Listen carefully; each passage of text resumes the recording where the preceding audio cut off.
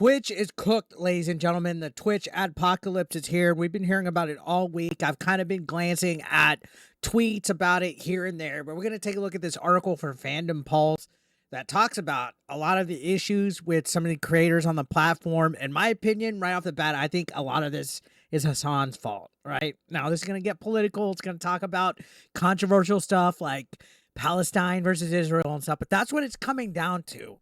That whole conflict over there in the Middle East is why Twitch is suffering. Suffer, Twitch.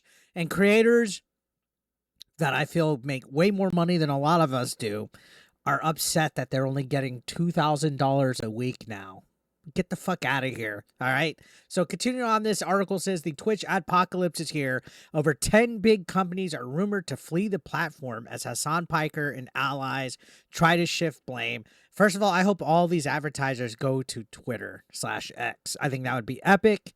And yeah, Twitch is in trouble. They've been in trouble for quite some time. This article says Twitch creators woke up to a surprise this past week as they discovered that advertising revenue generated by their channels was significantly lower than expected, with some reporting decreases as high as 95%. Yeah, I'm sure. Now, it's been revealed by Richard Lewis that more than 10 companies have opted out of advertising on Twitch, dealing a major blow to the platform, and CEO Dan Clancy himself in hot water over perceived favoritism in his handling of Hasan Piker's comments and frequent rule breaking. On top of that, the CEO is a fucking gooner. He was exposed for like literally looking at Twitch hot tub streamers and like bikini girls and stuff like that. But they absolutely play favoritism towards left-leaning individuals like Hasan. They've always have. And ASMR girls that are very sexualized. They've always played favorites, guys. That's why people find themselves banned for stupid reasons. Like Gideon was banned on there for stupid reasons. And a girl literally by the name of Kamika had sex on stream and was only banned for like 7 days. Ridiculous. Anyways, going on. This says, as Neon on the Clownfish TV podcast points out, the fourth quarter is typically the largest revenue period in terms of advertising. A lot of advertisers are fleeing from the platform. Weirdly enough, a lot of advertisers that thought X was toxic 6 months ago, they're all going back to X. They're giving Elon Musk their money because they know people are there. And I think there's probably more going on behind the scenes at Twitch that the general public is aware of than what they're aware of, and that they cannot see Amazon keeping this alive much longer. So, again, like I mentioned, they're all going back to X because X literally, since the election day, has had record usage. Even with all the little wokies crying and going to Blue Sky and droves, they're all still coming back because X is where it's at. X is like the most successful platform. Now, this goes on to say Twitch has largely become a platform where the politically connected are able to skirt the rules and do whatever they want without punishment from the platform. As Grums points out on X, DenimsTV placed a $30,000 bounty on him, and Twitch's response was to ignore it. Denims, Hasan Abi, and crew say even more extreme things. Twitch does nothing. We covered that with Denims, where she literally was like putting a price on his head. She literally did it, and it was outrageous to even see that. She's a vile human fucking being. I cannot stand her, and I made my video about her quite a bit ago. Shows the double standard that these people have over video games, over opinion, over freedom of speech. Of course, Twitch ignores the problems because, again, Denims is a cute girl, and the CEO is a gooner. It's been exposed. Now, Twitch has been ignoring the problem of its well-connected creators blatantly violating TOS. Again, if I was to go on Twitch and say something like, oh, you're ugly and fat, they'd probably ban me like that, right? But they've had a clear favoritism towards certain creators for so long that eventually, in this article says it right here, it was inevitable that one or more of them would go too far. So Twitch has now been forced to change its policy on handling political content in the wake of numerous controversies surrounding Hasan Piker and his political allies on the platform. Which, good. About fucking time.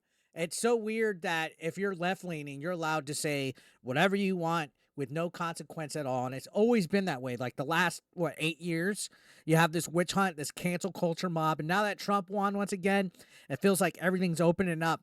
and it's becoming equal, and the left cannot stand it. That's why they're going to Blue Sky. That's why they're trying to report people. That's why they're just losing their collective fucking minds. Now, this says, in addition to bringing a Hort Thai terrorist on stream for an interview and playing terrorist propaganda live, Hasan Piker has claimed that the U.S. deserved 9/11. Remember that?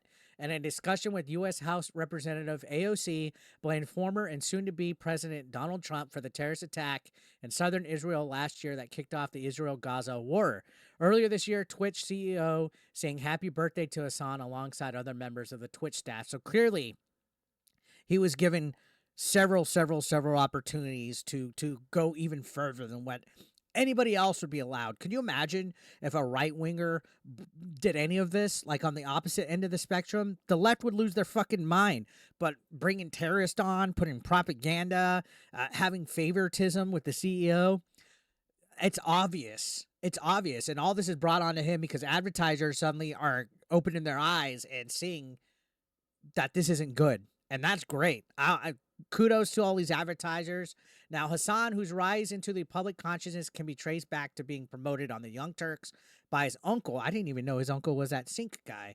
Has used nepotism and apparent favoritism to skirt bans for activities and statements that would have seen other creators immediately suspended from the platform. Some believe the platform has taken a side by seemingly protecting the left-wing media darling. But don't tell people like Alyssa Mercante who are just wet for Hasan. It seems like the liberal media has always tried to protect their ilk, and they go above and beyond to try to protect Hasan on Kotaku on a fucking near daily basis. He could do no wrong. Now, this is while many others involved in the debate over the Israel-Gaza war received suspensions, with Osmond Gold serving a temporary ban on his unmonetized Zach Rar channel, and Frogan receiving a month-long ban on October 21st. Hasan Piker is yet to receive a suspension, be penalized, or otherwise punished for his comments and blatant terms of service violations in the same time frame. Which Osmond Gold, we all know that. He had his thoughts on Palestine and the culture and all that, which got him banned. Frogan literally said she hopes every American soldier gets PTSD. Like, she was super fucking hateful towards Americans. So, yeah, both sides of the fence got it. And that's what it should be. If you're going to fucking do stuff, it should be for everybody. But why is Hasan skirting on it? So this goes on to say, Osmond Gold was suspended for 14 days on Twitch for his statements on Hamas and Palestine, referring to the Palestinians as coming from an inferior culture and justifying Israel's invasion and subsequent use of military force by claiming he's not going to cry a fucking river when people who have genocide baked into their laws are getting genocided. So, I mean, even if you agree or disagree, he has every right to the same level of freedom of speech that Hasan's getting. I mean, Hasan literally said America deserved 9/11 and got nothing. Nothing. If he got the CEO singing happy birthday to him. Like, how can anybody literally sit here and call Osmond Gold a piece of shit for using his free speech, but Hasan could get away with everything on that one side? It should be everybody, right? Everybody should be held to the same accountability. Or just don't fuck around with it and let people say what they want. Anyways, going on. They said this did not stop Hasan from blaming Osmond Gold for the Twitch apocalypse. Wow. Pot calling the kettle black. So his quote was, when Osmond Gold's making threats like this is the result, okay? When you partner up with cynical fucking assholes who just simply want to see the fucking world burn. Of course, Hasan fucking can't do no fucking wrong in his eyes. He's a fucking entitled fucking prick. Osmond Gold responded by saying that everyone's to blame, saying you're defending something that is unreasonable, and I think the current ad situation on Twitch is a result of a lot of hand-waving, a lot of intellectual dishonesty that I think people have just become tired of, and now you see people bringing it up all the time because there's nothing else they can do. I fucking agree. I'm fucking tired of people spewing fucking bullshit nonsense like Hasan and putting propaganda up and trying to be part of this liberal media that paints false narratives and stuff. Good on Osmond Gold for speaking up. I think that took a lot of courage. I think his apology was kind of cowardly though, but good on him. Now, he did put a post on X following up with this, saying the Twitch Adpocalypse situation is a result of years of preferential treatment and selective moderation reaching a boiling point in the community. Twitch are the ones who set the tone and rules for the website, and in turn are the ones responsible for this happening. Exactly. And they weren't enforcing the rules on both ends. They weren't enforcing the rules on both ends at all. So fuck Twitch. Now this goes on to say other creators like Zach Busey compiled a thread of Twitch creators complaining about the massive decrease in advertising revenue. And in a clip posted by Busey, the Stock Guy TV, they complained that he saw a decrease in advertising revenue of 95%, saying, I make about $8,000 a month on average, and sometimes 9, right? So it's about 50% of my income. I'm averaging 15 in ad revenue, 15 fucking dollars. God, sounds entitled, right? That would be nice. That'd be nice to get ad revenue. I don't think there's any type of fucking proof that he's lost that much. If you're getting $8,000 a month on average, get the fuck out of here, dude. Get out of here. Your ad revenue didn't drop that much.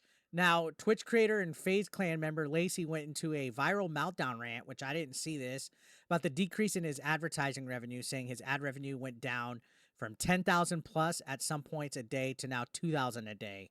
Oh, poor me. You know, I would love to have 100 a day, $100 a day. So from someone who is making upwards of 5 figures a day, not only making 2,000 a day off ad revenue, something's wrong. Something's going on where my ad revenue is not correct and it's not what it should be. If I want to make 2,000 a day, I'll go fucking be a mailman. Wow. Let's see if we can see this rant. Let's see if we can pull that up. Now, according to PayScale, the average postal worker in the U.S. makes about $65,000 a year. What an entitled little fat fuck. Well, let's see if we can see this. Yeah, let's watch this. I go and check my ad revenue, and yeah, I'm not getting ad revenue. I'm not getting the correct ad revenue. Now, these are guys who've never had a real job before. These are this new generation of like, what are they? The Zoomers or the Skibbity Toilet type of fucking Gen Xers or Gen Zers or the Zoomers. These guys never had to work a fucking real job in their fucking life. They're young retards that got rich and famous. Like Myron Gaines says it right here. Zero concept of how good they have it. Right? the issue with this is I don't even have tags in my name. I don't talk about politics. I don't do anything. And my ad revenue went from $10,000 plus at some points. I can't stand this new generation of guys that are like wannabe Jersey Shore. Like I thought that whole concept of Jersey Shore wannabes left like a decade ago. Per day to now like $2,000 a day.